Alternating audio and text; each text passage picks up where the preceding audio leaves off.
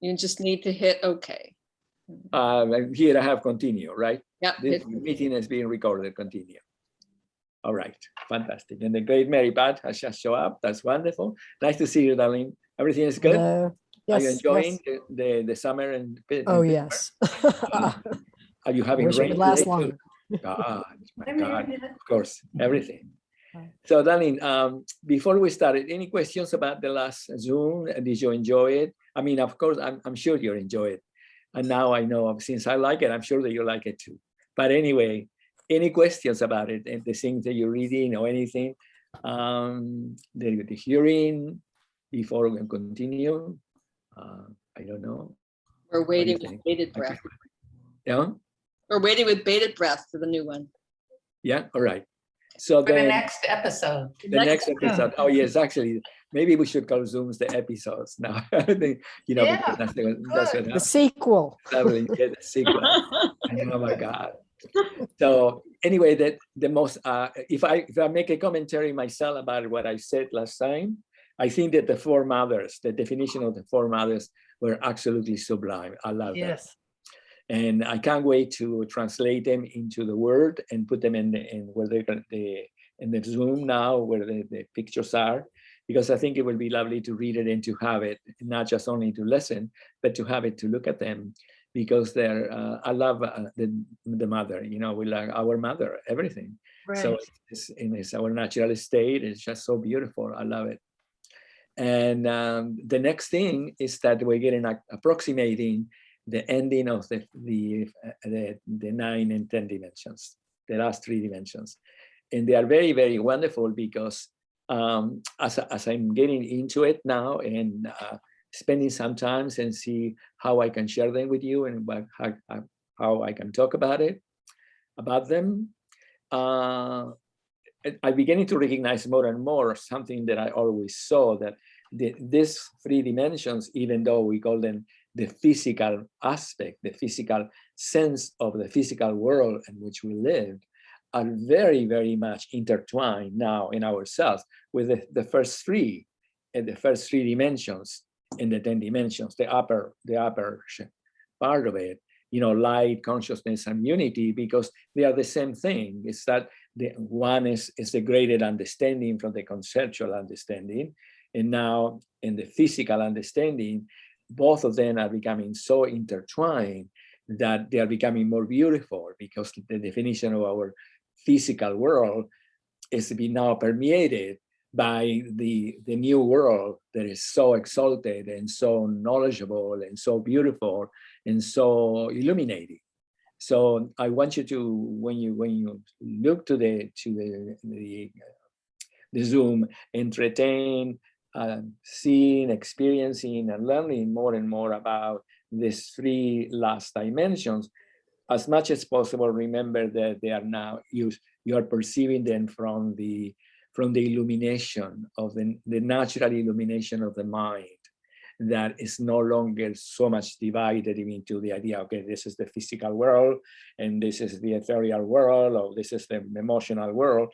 They're all becoming so intertwined in our experience and so enriched by that intertwining unity that is just beautiful, absolutely beautiful. And so I want to encourage you to do that, okay? And I do not know where do we left in the narration the last time, because I didn't get to today to the last part of the last Zoom. So I don't know where we are in our expression of it. I think that we are, of course, we last time we did the whole Genesis idea of creation inside of the flower of life.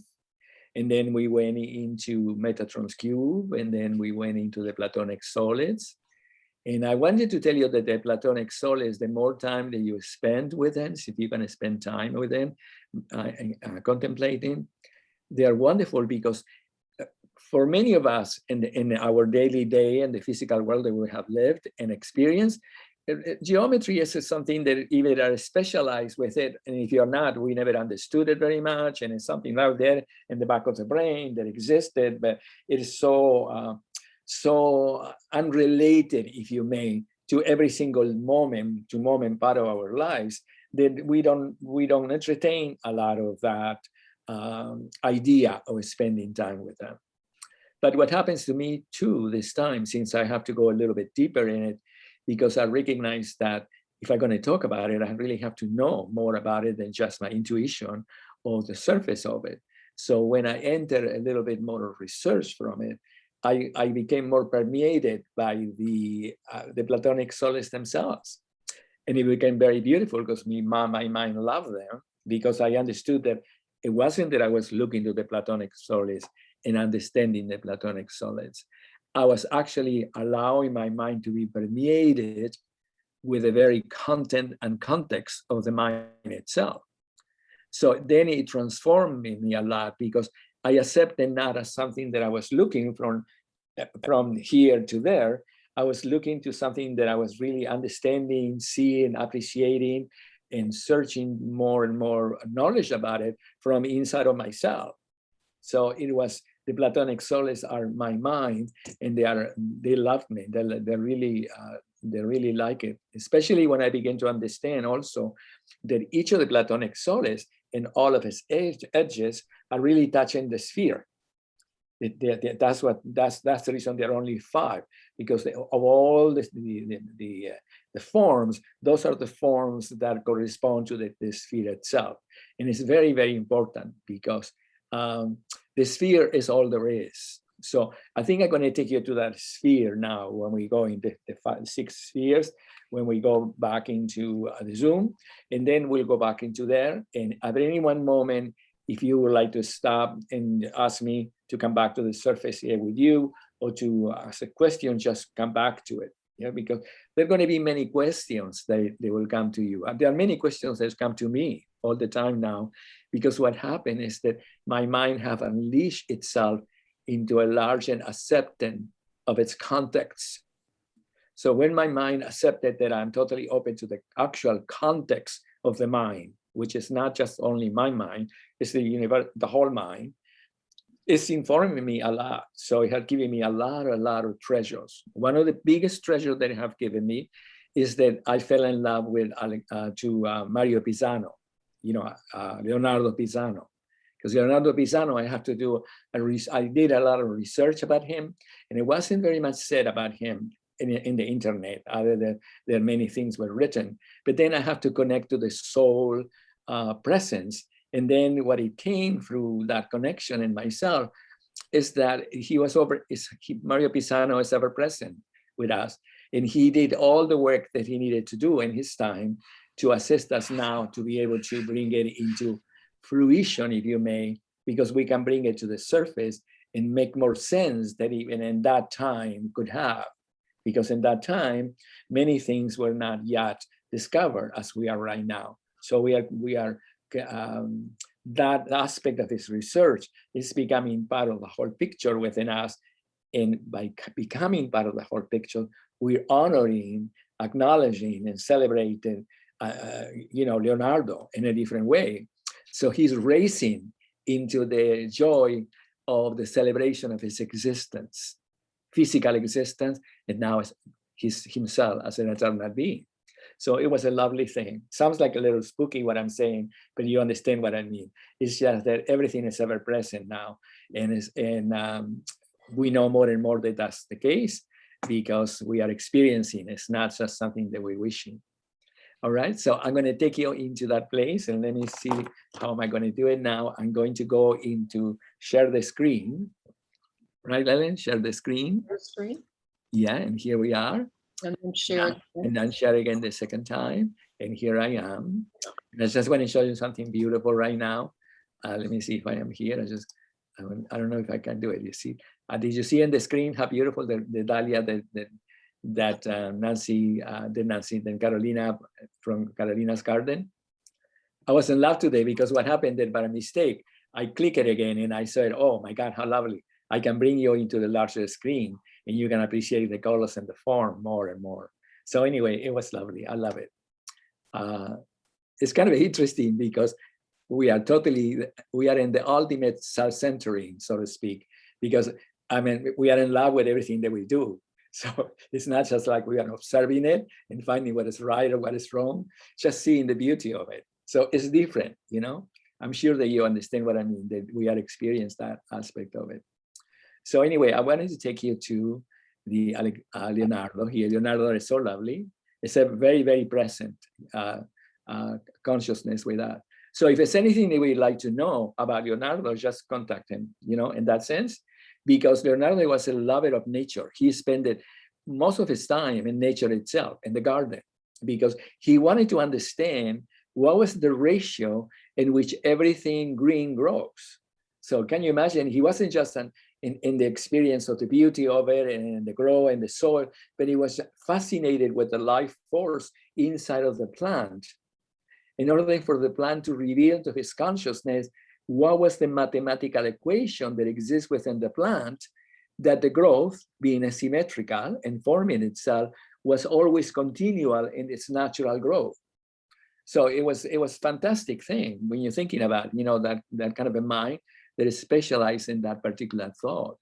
So that helped us enormously for us to perceive the garden now, because now we're connecting to the garden, not just only from the external perspective, but from the internal perspective of the plant itself. And then we are contacting the essence of the flower or the plant. And then it becomes much more beautiful to our eyes, and the flowers become more present. Everything becomes more present because we give an energy when we see something three-dimensional. Yeah, instead of seeing something flat, when we see it from inside out, we give it being, because whatever it is, be an object or a plant, is for the first time being seen. And I use the word first time because it's not objectified by the innocent perception that is just front and back, but it is awakened and energized and given being by transmuting ourselves inside of the object itself, inside of the plant growing, a tree, a flower, or an object itself. So that I think that Leonardo did an enormous amount of work about that, and he prepared the soil for the botanicals, you know, for all that part of that we have really grown into it. So I wanted to take you now to I wanted to tell you momentarily here to the Platonic solid, actually for Metatron's Q. I want you to see that there was a time in the 60s or 70s, I wanted to tell you that there was a man that it was called Oscar Ijazo. I don't know if you remember, if you know his name. Oscar Ijazo was I think that was from Chile in the 70s when I was in New York, and I was awakening to the spirit in the sense that my mind has become permeated from the physical interpretation of consciousness and have exploded into the understanding that everything was much more expanded than my human immediate categorization of pragmatical awareness. So everything, instead of being physical, became transparent. So he had a school, the first school that I saw, that it was in Fifth Avenue. And it was a big deal in that time to have a school next to the Carnegie Hall, 2 blocks from Carnegie Hall, because it was a full building. It was futuristic, completely futuristic, because all that you did inside of the building, you spend time observing mandalas. And I'm never going to forget, because in that time, I sort of understood what it meant, but now I understand that it was this notion that if you spend time with a mandala or an object, a geometrical object, the mind can really clear itself up, because the geometry they will see externally is actually in the mind itself. And it's a form of attunement, the mind. So in order to the mind to become clear for any confusion that could have come as a result of an emotional, mental, or physical misunderstanding that we got occur within our lives. So it's good. You know, the best way sometimes is like in the computer, when something is wrong in our computer and we don't know how to fix it. It's almost like somebody told me, turn everything off, and then the next morning, everything is fine. So another form of saying, The computer in some way know how to neutralize itself into the place of 0 point. And then when you start, everything is good. So the same is with the beautiful geometry. So it's wonderful to look at them and allow yourself to spend time with it, because we know that they are a cube within a cube. We also know that when we put it inside of the flower of life, 13 flowers are united as one. Yeah. Then what we sometimes we may not know is that they are made up of two sets of, or a set of two 6-pointed stars of David intertwined between each other. Yeah. So right here, between those two goes into the core at the bottom, and those two go up. Yeah. And then the larger one, those two go into the top right here. And those two, oh no, excuse me. And then those two go in all the way down to the bottom, the same as the other one, and the other one goes again up. Yeah. So that's good to spend time. Oh, I see. Two stars of David, one small one and one big one. Yeah. That's the cube within the cube. Yes. And then all the formation that exists around those two three-dimensional Star of Davids are really all the formations that exist between all the possibilities of interaction between the smallest Star of David and the larger Star of David. So this is something that you can, when you look at it and see what your mind is telling you. But I'm giving you enough information so you can see it now. Okay, where is the Star of David? One is down, going up, one is one up above and one below. They are all interconnecting. There are two cubes, and they're all interconnected to one sphere. And that's what I was taking you to, the sphere. So then after we get into all the Platonic solids, right here,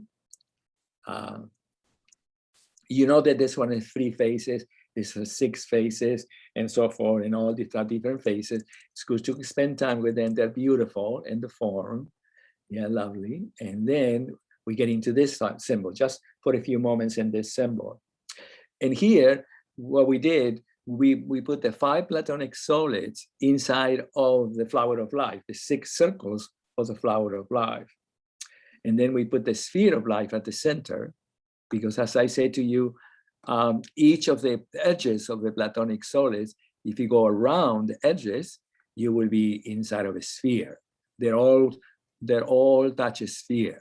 All of them touch the edge of a sphere. Yeah, even here you will have a sphere, and here you also will have a sphere all around. Everywhere you will be in a sphere.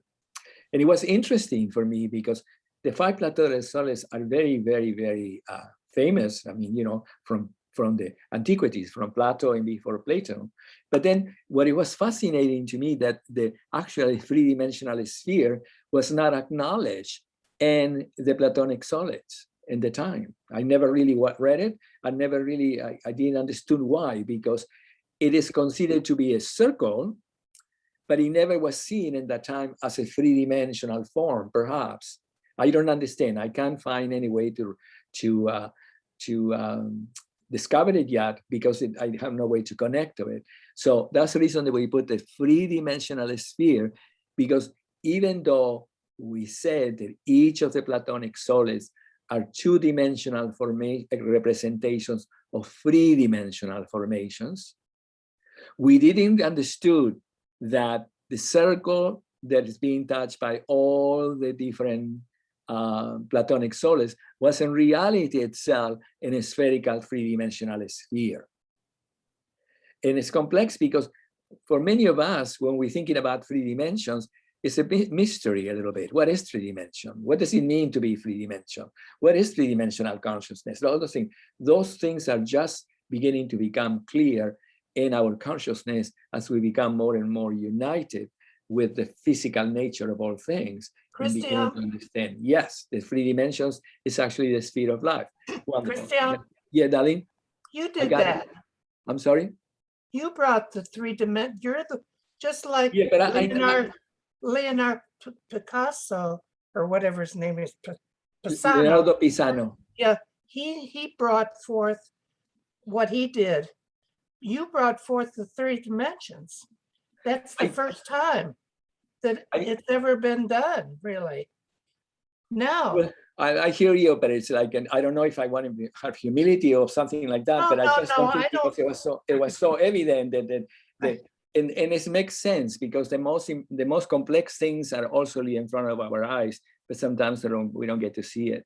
But yes, I was fascinated. Thank you, Nancy. I was fascinated with the idea of discovering what in the world means three dimension and what is the center of three dimensions, and what is the center of a space, and what does it mean, the six directions of a space, and what does it mean relating to all directions of a space. All those questions that there are words and terms that came into our consciousness, but if we don't put them inside of ourselves, they are just information that has meaning, only a very relative meaning, because it doesn't click.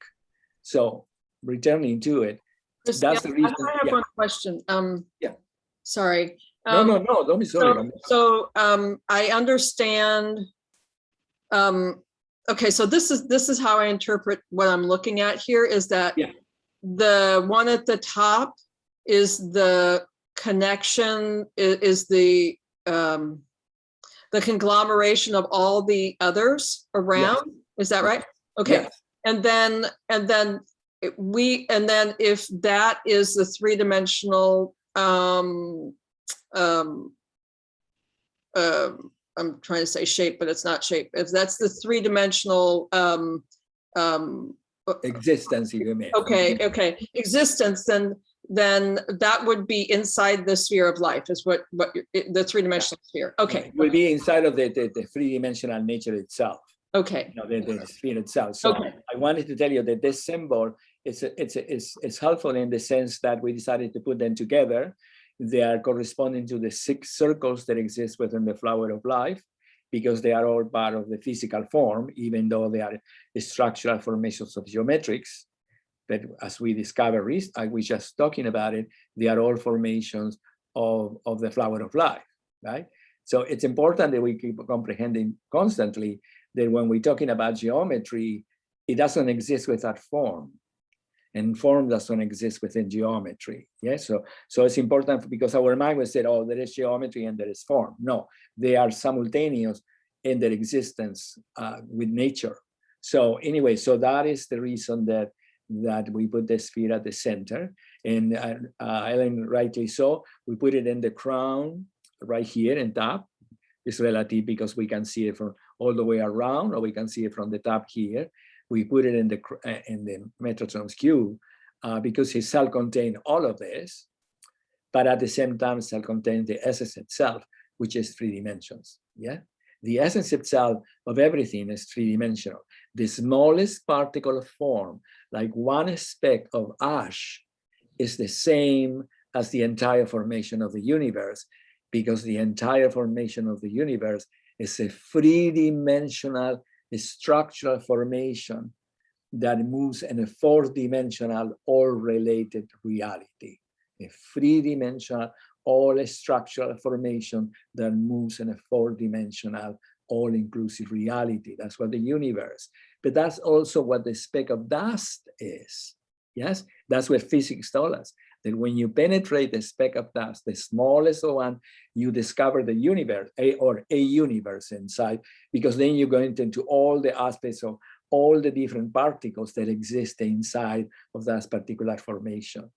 So this is not something for us to spend too much time if it doesn't call you for it, but to understand that the 3-dimensional form that we call the sphere of life, the actual formation of 3 dimensions as a conceptual understanding of being in the center of all existence. 3 dimensions is a conceptual, emotional, physical experience of being in the center of all existence. Yeah, and all connected to everything, even though that is a little bit different what I'm telling you, because in the linear consciousness that we're coming from, well, 3 dimensions, I don't know what, everything is 3 dimensions, but everything has a center, but I don't know what that center means. But we live in a 3-dimensional your world. That's the far that you can go. But we don't understand that It's true. We live in a three-dimensional world, but we are that three-dimensional formation, and that everything is three dimensions. And the notion of three dimension is extended, or embraces the whole nature of the three-dimensional universe in which we are living with it in communion. Yeah, we live inside. We have a question from Cynthia Grace. I guess she's muted right now. So the great Cynthia Grace. Cynthia Grace, what is the difference or essence of the two, the tree of life and the flower of life? The essence of the tree of life and the flower of life. Let me see. She said the difference or the essence of the two. I'm not sure. Okay, let me go back a little bit into it. So let me see if I can get you into here for a second, so you can see. Remember that I said when you go back to the description of Genesis, that we are entering into what is called the seed of life. The seed of life is this formation. Yeah, the 7 days that we have said before, corroborated by the day of rest in Genesis, it gets translated inside of the form into the seed of life. And the seed of life, it is actually the formation of what we call the tree of life. Now, the question of the tree of life is that the seed of life, of the seed of all things, is actually a holographic formation of the entire formation of the tree. Let's say if we're thinking about a tree, in order for really to have the tree, we have to have the seed. Or we can say, okay, we have the tree and then we have the seed, but it doesn't matter. The most important in the way that we're talking about right now is that the seed within itself, inside of its existence, has a holographic imprint, which is the tree, which is the fruit of the tree, which is the blooming of the fruit itself. And then it has the seed that reproduces itself forever. So the tree of life is like the entire formation of the original imprint of wholeness that reproduces itself forever inside of form, in order to return to its essence. But we did it right now, we're doing right now, and reconnect the history of Genesis, or the fulfillment of Newtonian physics or Newtonian unfolding, all into the present moment of life. So one answering the question that the great Cynthia Divine just said, what is the difference between the tree of life and the flower of life? The tree of life is the holographic imprint of formation that exists inside of the natural form of life. So remember that there was the garden, which was the natural form of life, if we put it in that content. And the garden was the flower of life, then, if you see it that way. And then the imprint was the constant manifestation of consciousness that existed inside of the garden. This is the center of the garden right here, the knowledge of all time, the dimension, the fourth dimension. And the inside of here, then, the flower of life is the mother principle of all forms, forever safeguarding the original imprint of wholeness existed within the garden itself as the tree of life. And the seed of the flower of life is what actually brought back into the present moment the very formation of the imprint that existed in the garden, and it got reinstated back again in our lives 35 years ago, in which we re-enter again our connection to the memory, but this time as fulfillment, in which the original imprint of form became the regeneration, infinite regeneration, the recreation of the original imprint became the recreation of all form as the ninth dimension, which is the infinite regeneration of life. So as form now, for the first time, we are inside of the infinite regeneration of life. Therefore, we are inside of the tree of life. The tree of life, we are the body, human body. The tree of life was always an imprint of the human body. But we didn't know, just as we didn't know in the past that the three-dimensional sphere, what we call the sphere, was three-dimensional in its nature, or wouldn't be able to express it that way. The same is with the tree of life. So the tree of life is an imprint of a physical tree, if you may, that conceals within itself the history of its essential imprint. And the essential imprint of the tree is God itself. We said it in Genesis that we were created in the image and the likeness for the original imprint of wholeness. So it is actually a holographic imprint of our human self. And the 10 dimensions tell us that that holographic imprint is intelligence, light, there is consciousness from which intelligence can make sense. It is unity, which is the spirit that it makes intelligence and source one. You know, that was the original Trinity. In terms of religion, the Father, the Son, and the Holy Spirit. Then this one is the mystery that became unfolded with the new consciousness, which is the present moment of physical reality became the moment the self-contained all things, became universal instead of being relative. So this one I have to come back again to show you when we completed here. So then the original imprint here, the original imprint is balance, which is the actual moment of existence, as you know, as physical reality, the physical universal balance. And then it's beauty, which is the illumination of life, which is an aspect of the whole tree, yeah, beauty. And then self, which is the center of all this creation, the center of our human self, whole nature, which is the whole flower of life, yeah.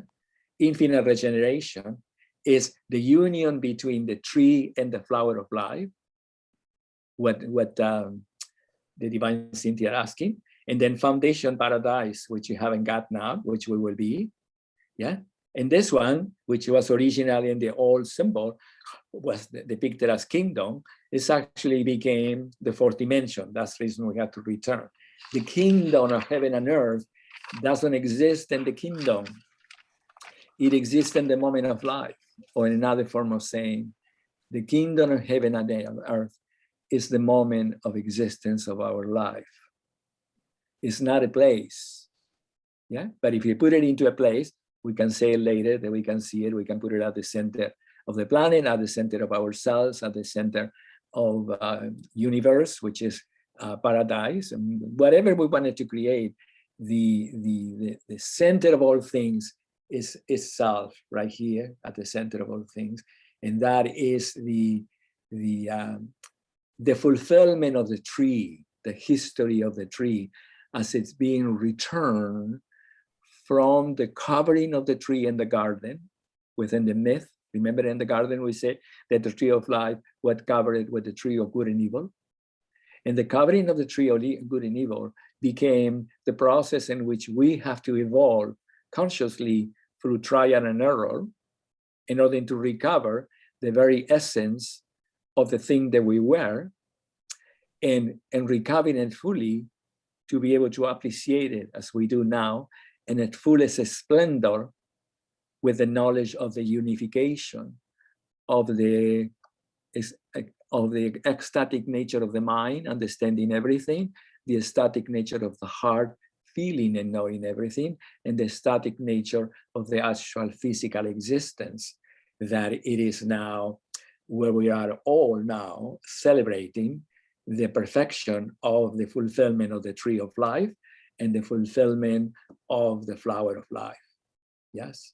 So if we wanted to put it, and it's very complex to put it into words, is that we can say that the tree of life could say the father is the father of the imprint, and then the mother is the flower of life. But it gets complex because it gets diverted by our dualistic mind that it wants to make value out of it.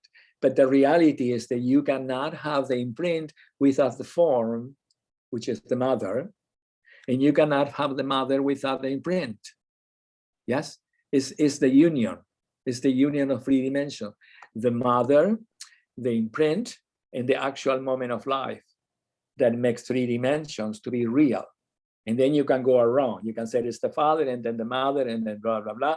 But it's the mother and it's the father and blah, blah, blah. You can go on forever into that wondering, but ultimately that wonder disappears when you understand that the Trinity, the three facets of creation are absolute.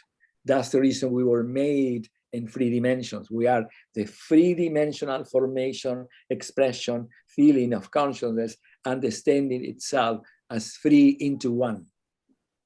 That's the reason that we said to you before that in order for you to have one, or in order for us to understand the meaning of one, we have to understand first the meaning of 3.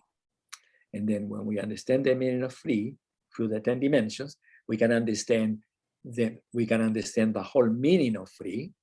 And then when we understand the whole meaning of 3, the 3 for the first time become, oh my God, 3 dimensions. This is where we are. This is where the Platonic soul is, with everything. I am a 3-dimensional being. I live in a 3-dimensional world. Everything is a reflection of me seeing me and connecting. Everything is this beautiful, beautiful, magical interaction of 3 things that it would always be that, because that's the way that my form, my consciousness, and my emotional energy was created from the beginning of time. Period. That was it.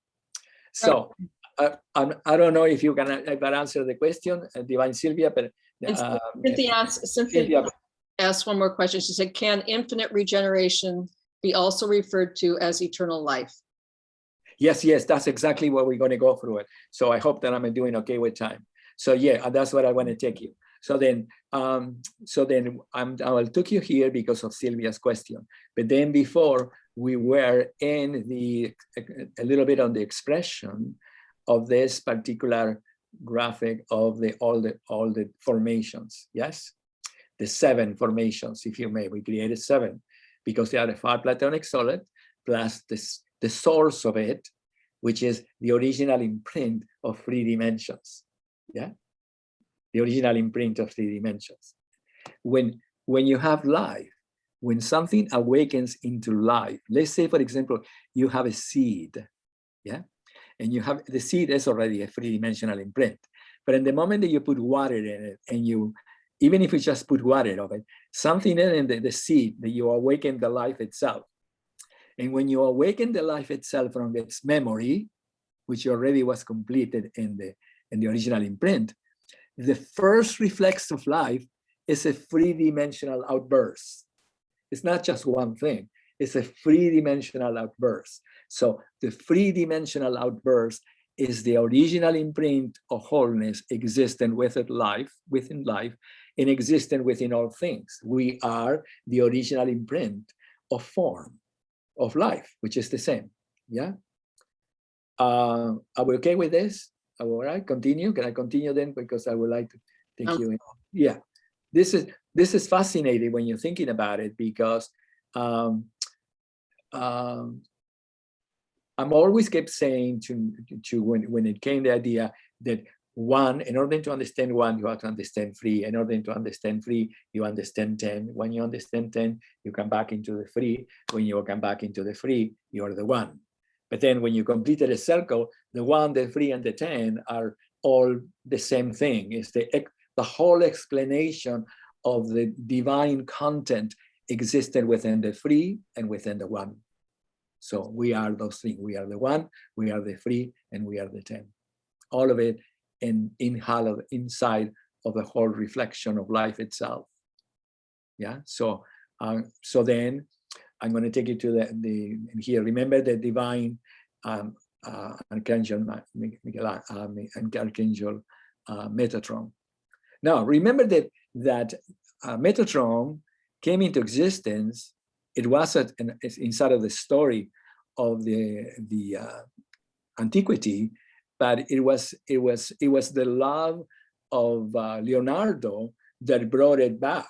Yeah, because Leonardo was in love with the idea of Metatron Q. Yeah, the angel that it was the guardian inside of the story, the guardian of the tree of life.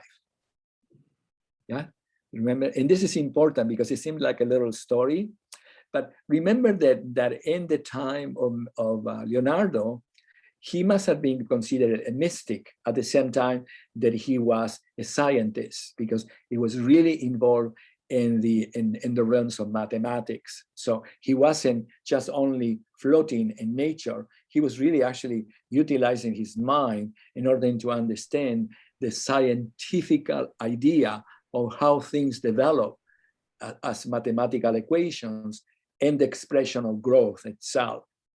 So, but in that time that he was involved with it, already he understood inside of his study and inside of his search for meaning that Metatron Cube was a story inside of the story, that it was an angel that was in the guardian of the tree of life.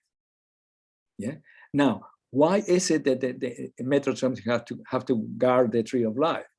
And the reason that I guess it came into existence is because Metatron was really actually the one that it says, okay, to connect to the tree of life, you cannot play games. You have to really make sure that you really are entering your own psyche, your own mind, your own emotions, your own self, to truly search for knowledge, so the knowledge can be revealed for you.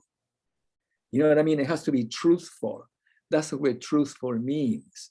It's not something that you said, okay, I'm going to check this to see how it is and see what it shows me, what shows up. And then if I do it or not do it, if I pursue it or not pursue it, you cannot do that, because when you enter a symbol, the self-contained within itself, the idea of truth or reality, you have to play yourself 100%.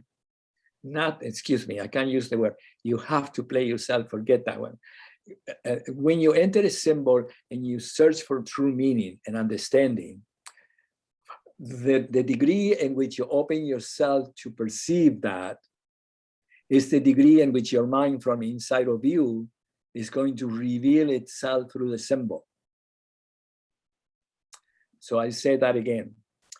When you ask for a symbol or anything to reflect to you the truth, the degree in which you open yourself to that receiving is the degree that your mind, which is you, open itself into that idea, and it shows it to you through the symbol. And then you interpret it, oh, the symbol is giving me this. But in reality, it's that the symbol is nothing other than a reflection of the pure reflection of your being. And we use the word pure reflection because Metatron's Cube, being the guardian of the tree of life, was the pure reflection of the original imprint of wholeness. Yeah, the original imprint of wholeness is fantastic because just if you allow me to, and I think I'm okay with time. I don't want to be pressured by time, but I need to bring you back into the tree of life, the original imprint of wholeness. Okay, here we go. Are you okay with me? And there, are you need me to come back to you on the surface? Or are you okay from me? I ask you, I continue. Yeah, we're good. Good? Okay, so this is the tree of life. The tree of life is a complete symbol, disregarding there is a complexity here between and here, but we understand it already what it was. That in the antiquity, this one was a mystery. And when this mystery got resolved, it resolved everything. Yes, so then in the resolution of everything, the tree of life is a symbol of truth. And what it means is a symbol of truth that you cannot get to the tree of life if you innocently are confused inside of the realms of duality. You can become free from the realms of duality if you discover it inside of you, or you unveil what that memory is for you. But you can play around. You can play with duality inside of the tree of life. Yeah, you understand what I mean? You can't play, oh, I see what's going to happen. The devil's advocate, I'm going up, I'm going down. Everything is relative. I don't know if it's true. If you innocently enter that, which is a natural expression, if you're a little bit confused by the consciousness that we're coming from, that we all are, then it's okay, because you don't get to have the tree of life. You get to have the natural unfolding of the resolution of your own conflict. Yeah. But once you get to touch the tree of life, you're free. Yeah. Once you get to the matrix of balance in the tree of life, we are in the presence of the moment in existence, and here we are. Period. There is no more in terms of where we're going inside of the unfolding of duality. Now where we're going is inside of the communion with the actual manifestation of life itself as an 100% benign expression of magical, eternal, regenerative energy.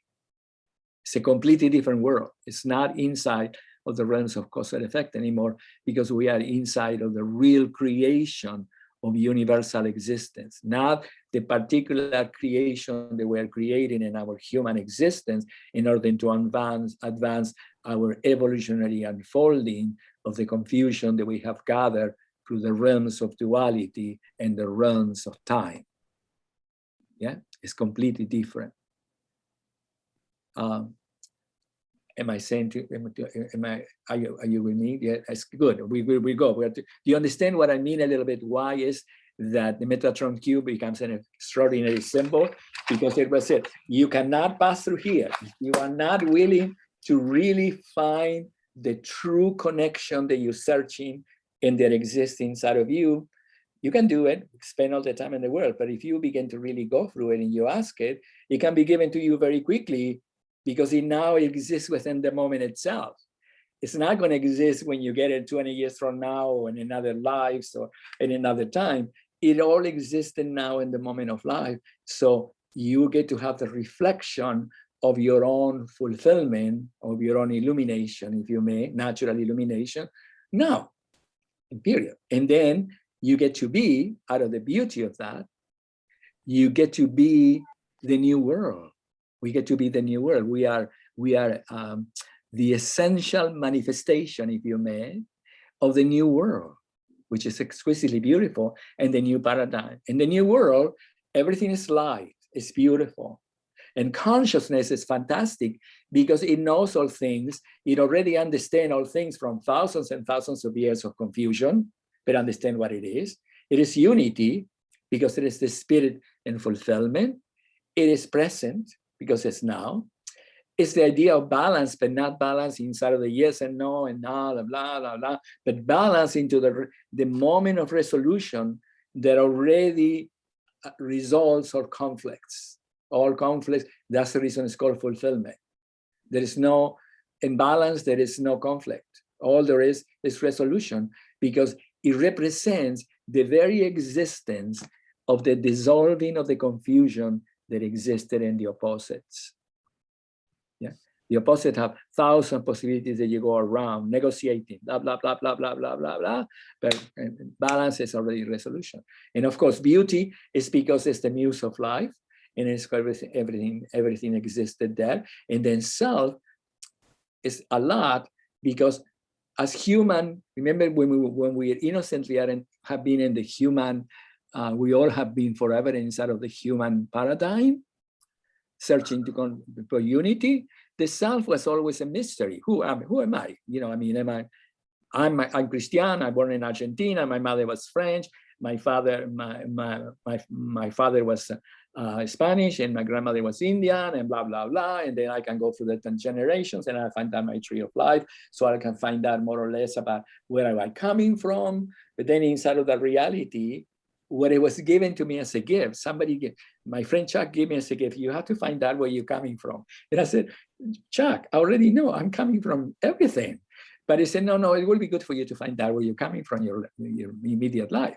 So he says, well, you know, I'm gonna give you as a gift and go and do this test that they call you the test in order for you to figure it out where your mothers and your fathers and everything. I said, Chuck, I said, this sounds crazy, but I accepted the gift. So he did it. And then what happened that they did the test, and when they did the test, something happens because it got lost or something. I didn't get it. So I never got the test itself. But the company who did the test had my test, but I never got it myself. But then the company sent me emails to tell me all the possibilities of sickness that I may get according to the genetical code that I was imprinted in my test. And I said, oh my God, I know that they meant well. But they didn't tell me that I always existed, that I was perfect, that I was united, that I was divine, that that are self-contained, all future, that I'm totally healthy inside of my mother nature. They didn't tell me any of those things. The only thing that they told me is that all the things that I may be vulnerable inside of my genetical code. So anyway, I laughed it because I didn't take it as something wrong, but that's to tell you what it is. It's just like, amazing. So anyway, so self, I said, is a mystery because the self in each of us already are the divine manifestation of the image and the likeness brought about by the Divine Mother. Each of us is the divine manifestation of the image and the likeness brought about by the Divine Mother. So we are it, we are here. That's what the tree of life is. So anyway, I must tell you before I continue is that I didn't have a lot of experience with the tree of life, because remember that I'm coming from a tradition in myself that in the story of my immediate tradition, I was Christian. So even though in the story of that tradition, the tree of life was very important because it was all in existent already inside of the oldest book, the Bible itself. But there were many, I discovered through time when I entered to be permeated and searching to understand the meaning, that there was this extraordinary system that have evolved itself from forever, called the Kabbalah. Yes, but when I searched for the Kabbalah, when I find out they couldn't tell me who I was inside of the perfection, they told me all the things that I needed to go as a possibility of discovering who I was. So I said, forget it. I don't need to know more about what I need to go to discover. What I need you to tell me who I am so I can reflect myself or really find out, and I can move on. But anyway, that's the story with it. But I love the tree of life because it represented not the interpretations, it represented the original imprint, it represented the love the Judeo tradition have for the reverence of God itself. It's beautiful. So every tradition created this immediate internal understanding of the worship of God, and the Kabbalah representing all this. So I love it. But my desire always has been, from the moment that I entered the field, that I wanted to honor and fulfill the tree of life.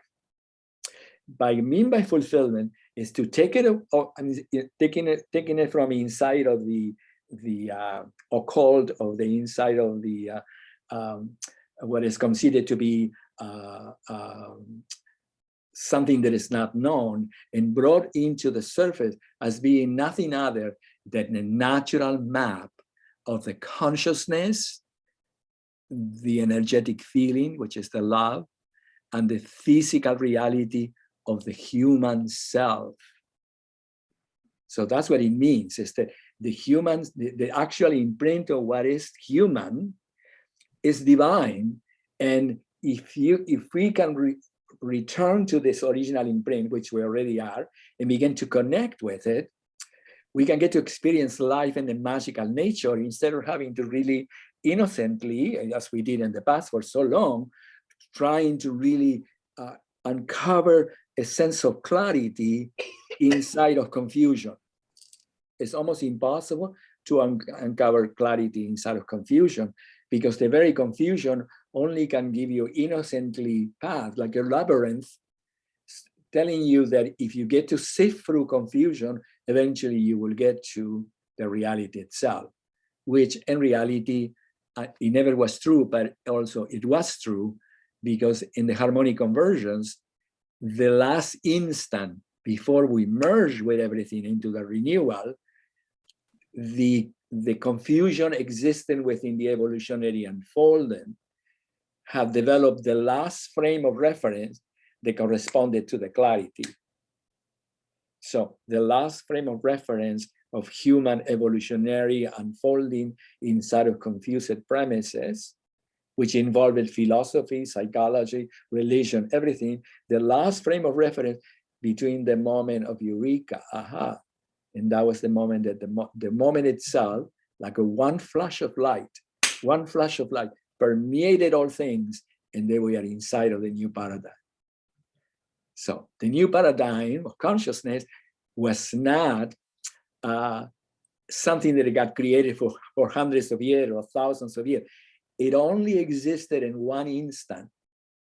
And in that instant, self-contained everything, the knowledge of evolutionary time, what we call the knowledge of time, but also the knowledge of eternal time, what we call quantum entanglement. They are all existing inside of it. So we are inside of this whole system, but it occurred only in one moment.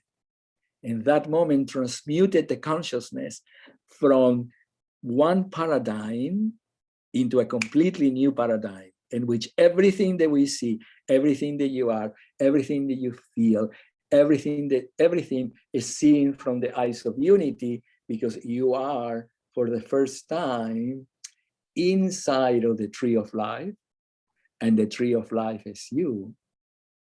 And the tree of life has become free from the covering of the good and evil, because it was just illusionary. And then you are in the splendor of the natural reflection, the flower, the center, the natural reflection of who you always have been, who will always will be, and who you are presently are. You are it. You are the image and the likeness reunited to the source of your light, of the light, period. So Metatron's Q, and finally you are Metatron's Q as well, because you are the guardian who brought, we say, you will not pass through this door if you are not willing to really get to the truth of it. You got to be able to really not say, oh, maybe, yeah, we'll see what happened. Yeah, blah, blah. I don't know if I get there. Well, I don't know, but maybe I'll find a door there. No, you have to really say, okay, this is what I want. And if that is so, more and more for us, for each of us, it will be in one moment. You will not spend thousands of years. You will not to go through 100 books, and then you will be, the moment will show up inside of yourself through the divine, or yourself, which is yourself. And then you will see everything. You will begin to see everything new. And then the seeing new will inform you of the whatever information you would like to really know that correspond to a seemingly external knowledge that in reality is an internal unveiling of your own self. So we will interpret it, oh, I see, I read in this book, and this will tell me this, Cristiam is telling me this, and this is that, and this is what I'm doing, and this flower and this tree tell me this. But in reality, what you're really doing is unveiling your own consciousness, so you don't go into the human crazy house, and you can maintain the continuity of your consciousness to recover the actual energy that you are, because you are God itself, you know. But remember that I told you before, if all of a sudden at one moment, everything will be given to you, the next moment the ambulance have to come and take us, because there will be no way. Yeah, because there will be no way you can make sense of anything. Yeah. So, but the gradual unfolding of your own consciousness is going to be good. It's going to be perfect, because it's going to show you everything that you need to know as you are wishing to know it, according to your own, what would be the word? According to your own, not will, because this is not willing anymore, according to your own inner desire, which will show up in the moment. You will not know too much inside of it. So anyway, are we good with this then? And now returning to it, where are we now? We are back in. Cristian, I have a question. Let me go back to the surface for a moment. It's possible. Ellen, now in order to come back to the surface, I'm going to stop share, right? So I can be with all of you, and then I'll bring you back. I'm sorry. Yeah, I'm sorry, because I feel more connected when I see all of you, and I know that you see me and remember everything, and but I don't see you. So anyway, go ahead, darling. What was the question? I was going to ask you about how and why did harmonic convergence occur? Was this event predestined, like predestination? Was this, did this just happen out of the blue? Or I know that some religions were actually looking for this and planning for this to occur. Yeah, external, from the perspective of the external, was a sort of like having a party in some particular nightclub. in relation to the smallest of it, because there were very few people in the world. I don't know, maybe 10,000, 20,000, 50,000, 100,000, maybe 144,000 in the world who really were involved in the harmonic convergence idea. Because remember, the harmonic convergence idea began to become present, always was somehow present, but it became present in the 70s, when all the flower children began to come into existence, and all the gurus began to come into town, and all the old traditional energy begins to become absorbed by the physical world. And what I mean by the physical world, that before the 60s, or around the 60s and 70s, we were very innocent in the human experience. We were very sort of a concrete. You understand? We were sort of a simplistic, if you may. Even though we're professors and all that, they were all kind of a little bit dysfunctional, let's put it that way. So in the 60s and the 70s was this outburst of consciousness that came into being. And the outburst of consciousness was brought out naturally by the spirit, that it was quickening, and by the consciousness becoming ready. And when the consciousness becoming ready, manifested an extraordinary speed of crescendo. And the speed of crescendo got augmented enormously by the psychedelics, by drugs, by the flower children, the psychedelics, because when you touch the psychedelics, even though it affects every single being different, there is a moment when you're taking a substance like that, that the mind either confuses itself so much that it becomes clear for momentarily, or the mind touches the point of clarity and permeates the whole consciousness of the cell, of the individual. Either way, it works. When it permeates the whole conscious individual momentarily, the individual have access to an essential experience of self that in the physical world, or the idea of physical, is complex because it operates too fast inside of the consciousness to be able to experience the stillness and the very nature of our human soul. So the drugs created that feeling, and then the drugs created many, many things to quicken that, yeah? I never really was a part of the drugs in Sandy Way until very late in my life, because when all this thing was happening in the 60s and 70s, I thought already that I was very old to really do that. So I said, oh no, you can't be 27 years old and have drugs, because I thought that that's something. Remember, I came in from South America. You do something when you're 17, but you never do that when you're 27. Forget it. You're too old. You're ready. So I never did it. But it was amazing because I had a friend that he was very much involved in the drugs, and I recognized that whenever he took the drugs, and I think he used to take LSD. Whenever he took LSD, he became like another being. I lost it in the surface because he became much larger than himself. But then I got to experience that state by being close to him. So I said, oh, I see, everything becomes expanded. It's beautiful and so forth. But he told me something extraordinary. He says to me, if you give LSD to any person for the first time, and the first instant that the LSD surfaces in the consciousness, there will be a moment in which the person say, never again, or he says, I want to do it again. Because the actual explosion and the change that occur in the consciousness is so extraordinary as a shift between the daily day and that state, that either becomes total fear or it becomes total surrender. And there's nothing in between.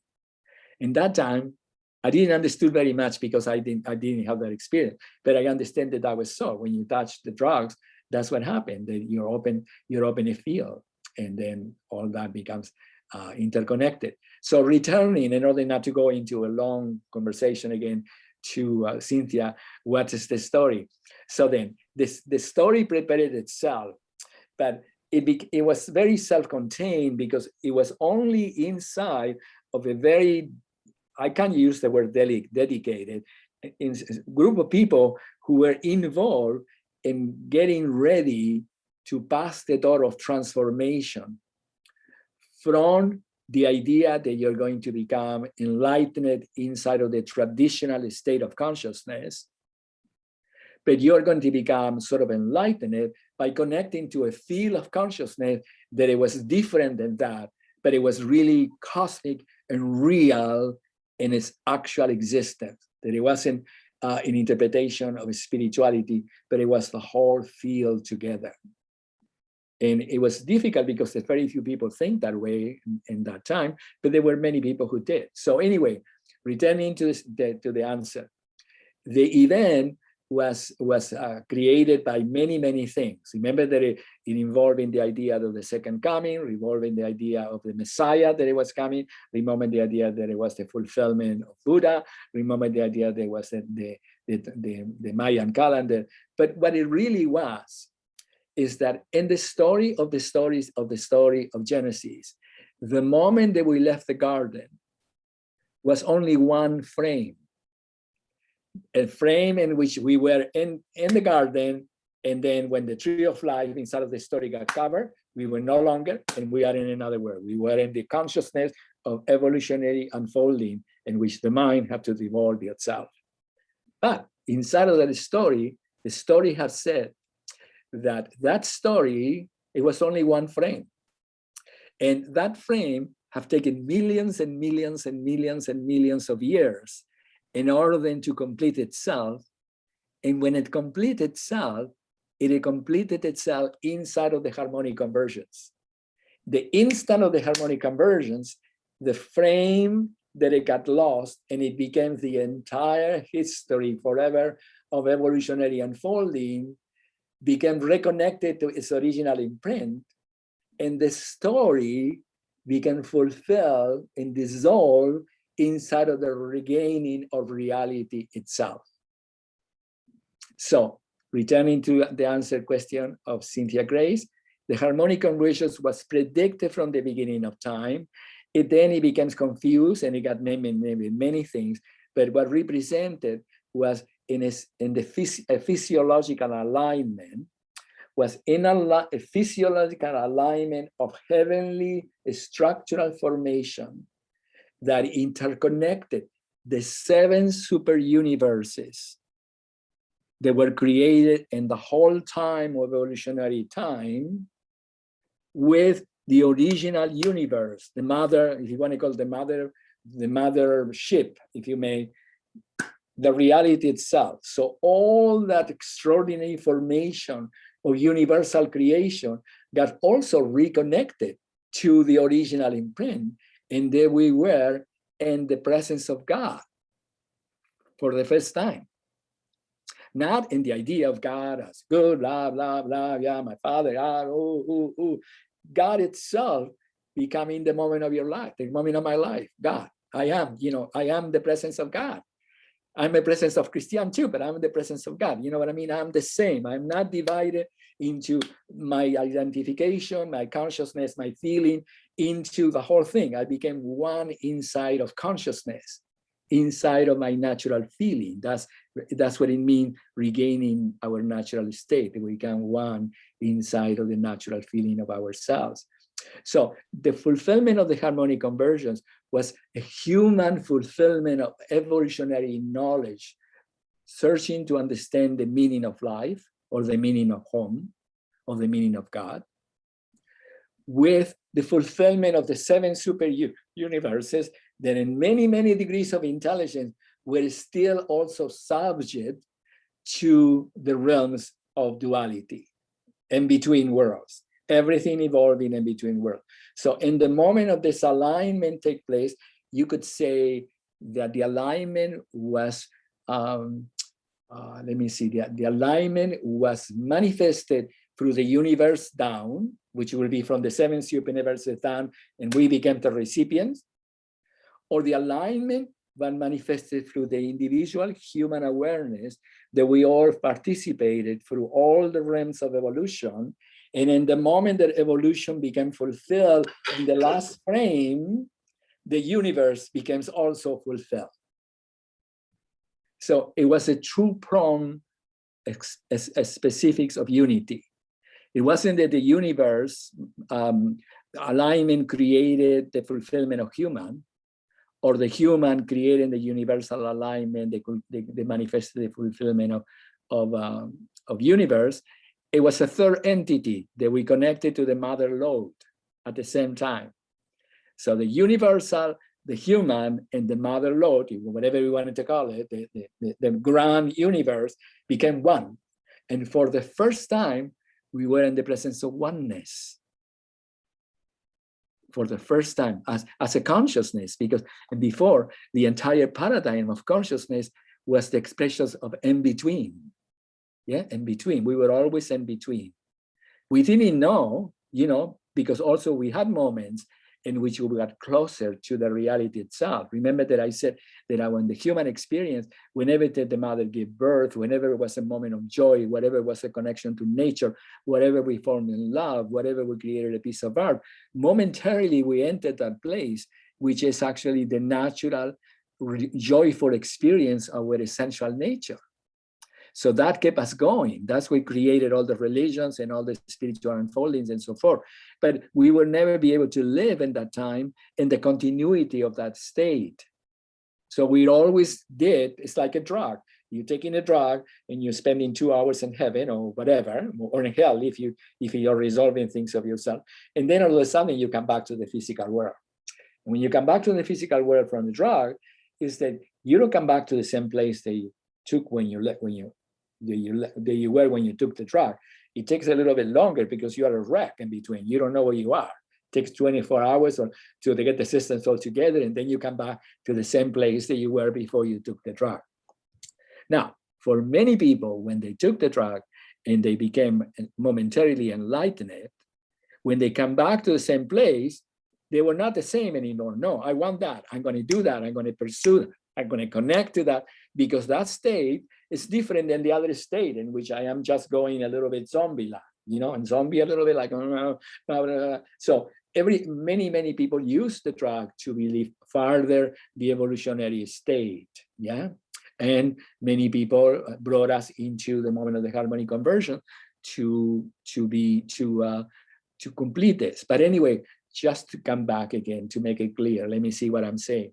I'm telling you that the harmonic conversions, it wasn't a larger event, because most of the people in America, they have no idea what the harmonic conversions meant.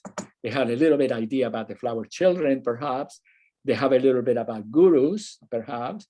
They had a little bit about, but all that got associated inside of the religions with a little bit of juju kind of energy, like that kind of energy, like esoterics and so forth. So it becomes categorizations in the mind that puts it in a shelf, but then it doesn't permeate people's life, because everybody is involved in making the dinner, taking the children to work, paying the rent, getting the bank to work, making sure that the daily day didn't involve any of those things. So it wasn't very much involved many group of people. But according to the consciousness, said that it needed 144,000 people all over the world to agree to the new consciousness, or to agree to something to create a new paradigm. So just to make it simple, you could say there are 145 people all over the world reunited in where I was living in that time. I think it was 3:30, either 1:30 or 3:30, I don't remember, in the afternoon. For some people it was 6 o'clock in the morning,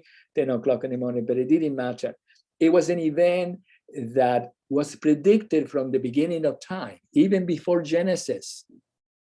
Even before Genesis was predicted that we were going to go through the process of the experience of Genesis in order to comprehend the meaning of our consciousness, that we were going to be separated from the garden in order to be able to decipher individually and collectively as humans the totality of what it means to be in the presence of one natural state. And then it was predicted that the entire universal unfolding of the 7 super universes were to be reconnected through the human experience, which inside of that world was considered the lowest.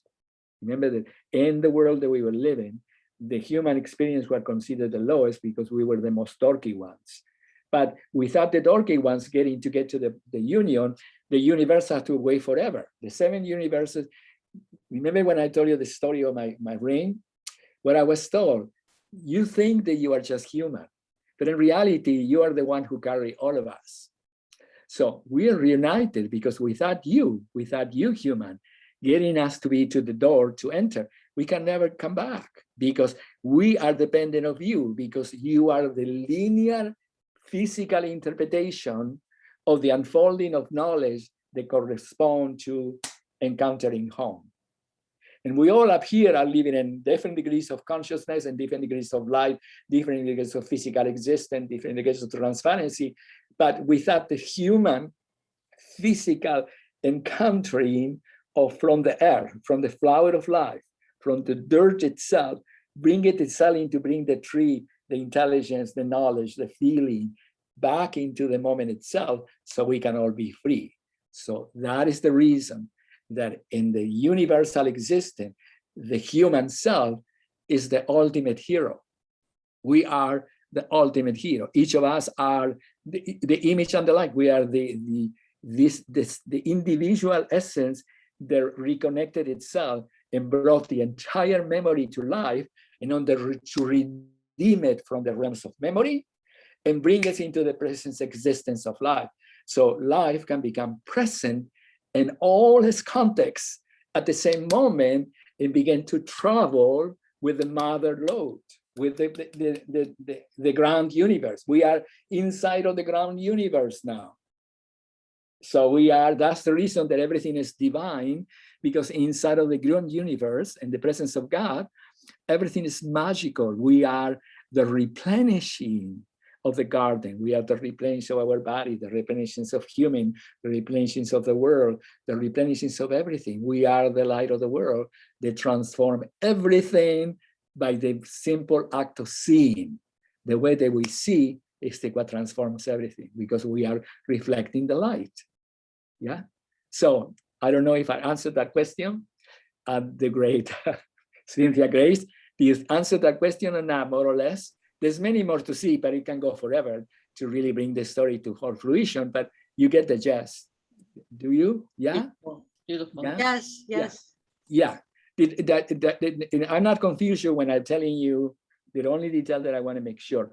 I'm not confused when I tell you that the human evolution completed its own uncovering, but its own uncovering in relation to the dualistic interpretation of consciousness matched it simultaneously with the alignment of the heavens and the 7 super universes, so we can all connect simultaneously back into the original, let me see, what's the word, the grand universe.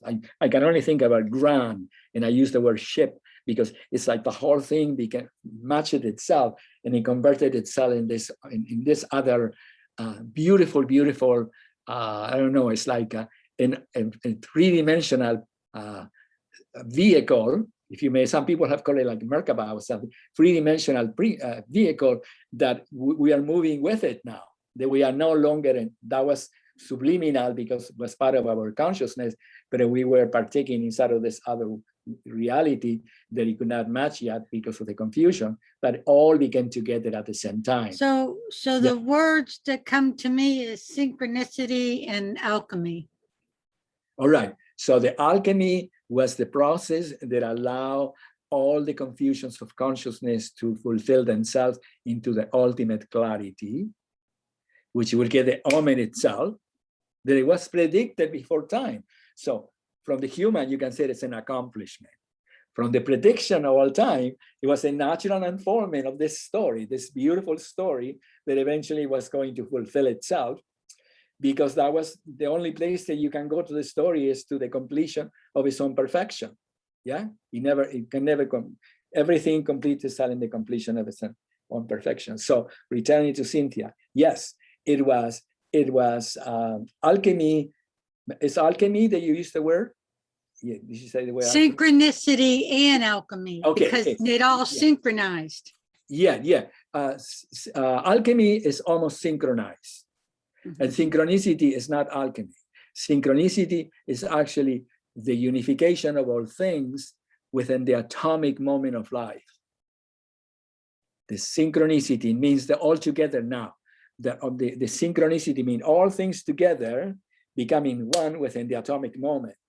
So when you are one within the atomic moment, the word alchemy disappears a little bit, because you become, if you wanted to put it, instead of the personal alchemy or the system of alchemy becomes interconnectedly, and the alchemy, that it is the magical unfolding of reality itself.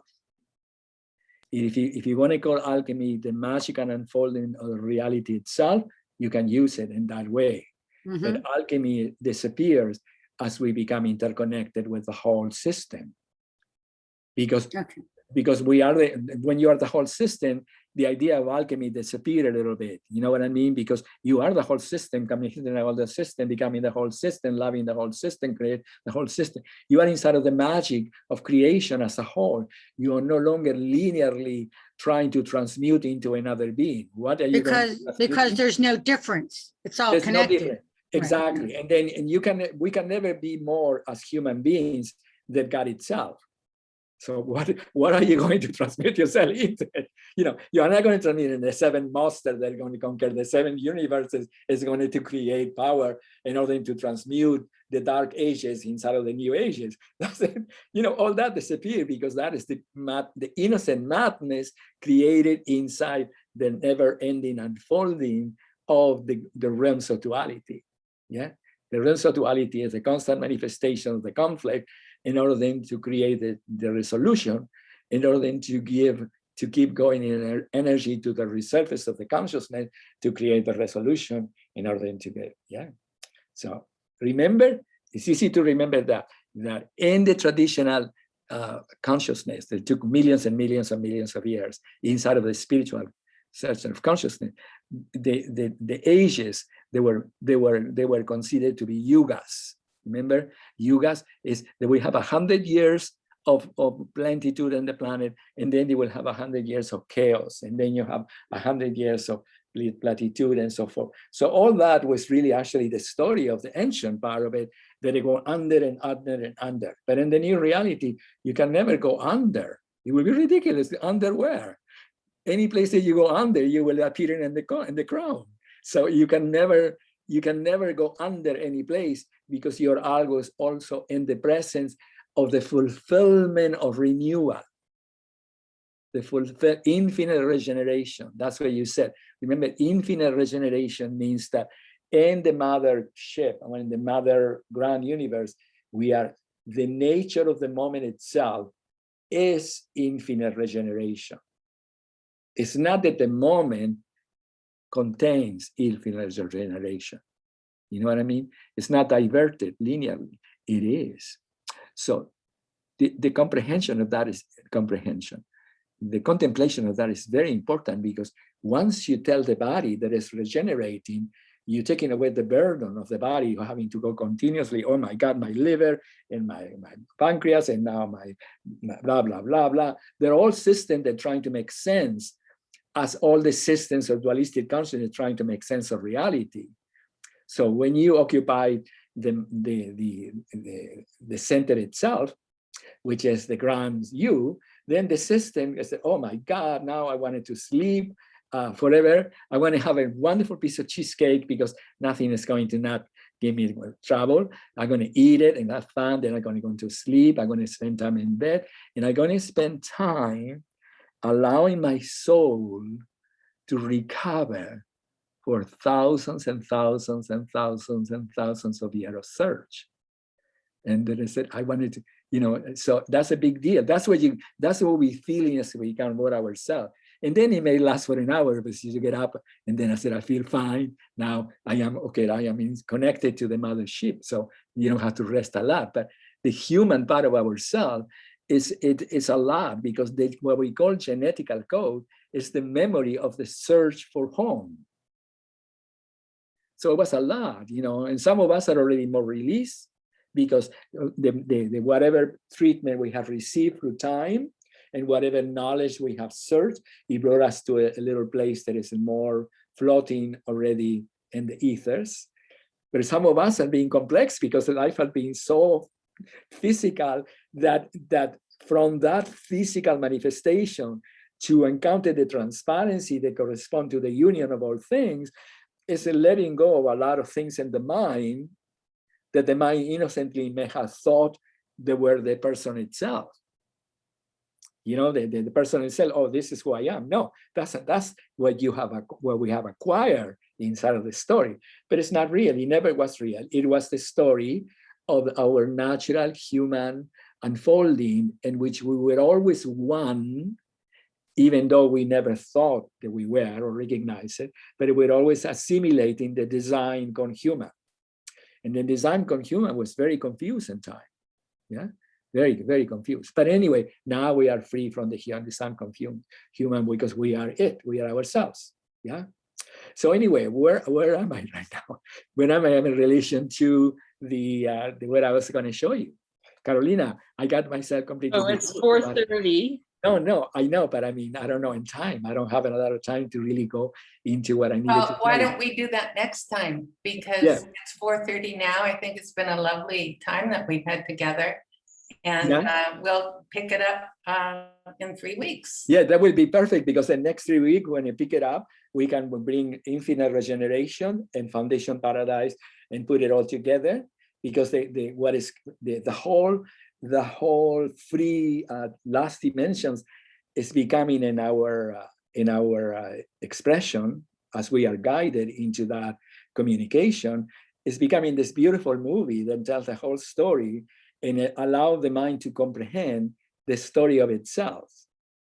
And when the mind comprehends the story of itself, it's a big release for everything, because then you can say, oh, I understand everything. I don't have to take things too much crazy. I can really finally be present as myself, because what we are ourselves is not the mind. The mind is what we evolve into and we create it in order to find ourselves.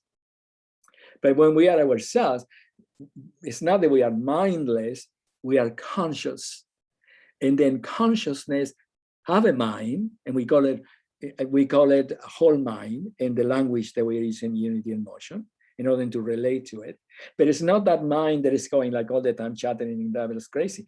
It's the mind that corresponds to the understanding of knowledge inside of the whole field of eternal existence, the knowledge of eternal time. It's a different mind. Yeah, the grand Siri, what we call the grand Siri, the one who knows everything, tell us everything at any one moment, and it's fantastic. So anyway, yeah, go ahead, darling. I'm Christian, sorry. may I share something? Oh yes, absolutely. Even though I haven't been here for I know you are not. eons. We are missing you terribly. Oh, I must tell you that everything is so synchronized and it is happening so quickly. And I want to verify what you're teaching us cognitively is everywhere. I'm seeing it so many places.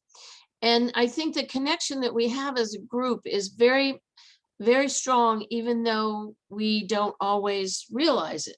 So over the last month, we've had a lot of death in the family, right? So your essence of coming out, you know, your little statement of death, I went, wow, that's really on target, you know? So then I want to show you this sympathy card where it had all of the geometry. I don't know if you can tell, it's kind of backwards. And then the statement on it was traditionally used to mend garments in need of repair. Suzuko is a technique that feels fitting when hearts worn by sorrow may also need mending. And this is an artwork featured on the card, the Japanese art of hand sewing Suzuko. So every time I turned, I would see things that you were teaching us, right? Yes. And then today at the funeral, I walked up the steps, and I have this saying, I find a feather or flower, and I picked up this feather and I said, oh, it's hello from heaven, right? So I had this joy walking into the funeral, you know, that my husband, his brother, his cousin, the three of them are up there peacefully happy, right? So then through the funeral, I was like dealing with everything very beautifully. More from a light, if you can get what I'm saying. Yes. But then when I got home today, I thought, oh, I'm exhausted. This is, and I was getting back in this humanness, and I just wasn't understanding, how when we're faced with the humanness of everything. But then you said at the beginning of the show, the beginning of the program tonight, you said, ask. So I put down these questions. Everything I asked here, you answered before our time was up. All right, that's it. And it's just a matter of letting it go and letting it happen and being in it. And I can't thank you enough. I mean, I haven't been here, but I've been here. You know what I mean? I know that you're always here with us completely, but sometimes we're missing your brilliancy and your clarity and your kindness and your human beauty. You are so beautifully, each of us have a human part of ourselves that is blooming now. It's very, very beautiful, because for the first time, the human is surfacing with the glory of the whole thing. It's not divided from it. So it's so endearing and so luminescent and so beautiful. I'm constantly touched of it because we are it, so. The other word that you used when you were helping me, you said the word essence. Yes. The essence. Well, I was reading and it was, the reason the word is essence is that it's not duality. It's not love or hate. It's not black or white, but it's essence. Yes. And then I started to feel the word essence, and it was so beautiful. So it took me a while, but I got it. Yes, you put it perfectly into word. Is essence then, according to defined by you now, is actually that which appear with the conflicted premises of the duality merge into the unity of themselves. Right. So they all merge. In the moment that they merge, they are manifesting essence. They are connected to the reality itself, which is all essential essence. Yeah, Nancy, the great Nancy, brought us essence to all of us. Yes. But it's another story that I'll tell you next time too, a little bit about the essence of Nancy. And thank you. So I love you very much. And then what else can I tell you? Simply, please remember that if you have questions, remember the questions that you have of the time that you spend sometime, because I know you all have different things in your life to attend. But whenever you spend time in it, you quickening the union between all of us, and you quickening the union of the appealing consciousness, and we quickening the union of all the conflicts that exist within the world, that they are dissolving into the essence that you're talking about. Because all conflicts are erasing themselves and they are appearing in this new formation. So we are all manifesting that and becoming that essence by the very nature of comprehending it conceptually, emotionally, and physically. Yeah, we are that. So it's beautiful. I love you. Thank you for everything. I wanted to thank all of you for everything, especially my divine Carolina, that is always the force driving into everything, even though we all are the force. But it's good to acknowledge each other, because it is very important, because it allows us to recognize that we are all instrumental simultaneously in the creation that we are part of. We are all simultaneous, synchronized, as the great Cynthia Gregory would say. Okay. Well, Christy, I just, one last thought is, I often think about the synchronicity in this group and how things have been brought in just very almost casually that have formed what we have here today, like with Lois and Martha getting together, the Zooms and being or before the Zooms, the talks, and then Ellen coming in and Nancy and Beverly, Cynthia, Grace, and everybody, Bonita, I know. Mary Pat, all of us, everybody sort of just naturally contributing. Yes. And building it. And you don't even know it until you look back and you see what has happened. Yes. And it's all happened very seamlessly. But it depends on all of us. We're all Yeah, we're we all are all here, engaged in you know. this great. We're all this here, great program. whatever it is that comes up is what we do, and it's perfect, and I love it. How wonderful! How wonderful! I love the All right. group. I love I love it too. what the group has brought, you know, so we're Thank all together. Thank you. Yes, Wonderful. yeah. Yeah. So have the most wonderful evening. I'll see you in 3 weeks, which is going to be an eternity of time. But in the meantime, we will get to have more things, as always. I love you. Have fun, Love okay? you too. Ciao. Let Thank me you. say that Bye. Sylvia Good night, sends her everybody. love. Thank you. Ciao. Sylvia Thank you, Bye, Mary sends her Pat, for love. Bye, everything. Mary Pat. Ciao, ciao. Thanks, Yeah. everyone. I love it. We love the great Janet too, everybody. Ciao, ciao, okay? Bye-bye. Ciao. Bye. We're leaving this place now.